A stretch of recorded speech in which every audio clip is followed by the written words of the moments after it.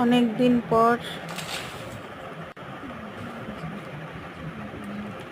পর ঝালমুড়ি মাখা খেতে ইচ্ছে করলো, তাই বাসায় যা আছে তা নিয়ে বসে গেলাম। একটু পেঁয়াজ, একটু গাজর, একটু শসা, ধনেপাতা, বাসায় অবশ্য টমেটো ছিল না, আদা কুচি দিয়েছি, একটু লেবুর রসও দিয়েছি। সব কিছু দিয়ে আসলে মুড়ি মাখাটা অনেক টেস্ট হয়। তো অনেক দিন পর যেহেতু মাখাচ্ছি, একটু বেশি করেই মাখালাম যেন সবাই মিলে খেতে পারি। তো আমার ঝালমুড়ি মাখা আপনাদের কেমন লেগেছে? হ্যালো এভরিওয়ান, আসসালামু আলাইকুম। আপনারা সবাই কেমন আছেন? আশা করি আল্লাহ পাকের রহমতে ভালো আছেন। আমি আপনাদের দোয়ায় অনেক ভালো আছি।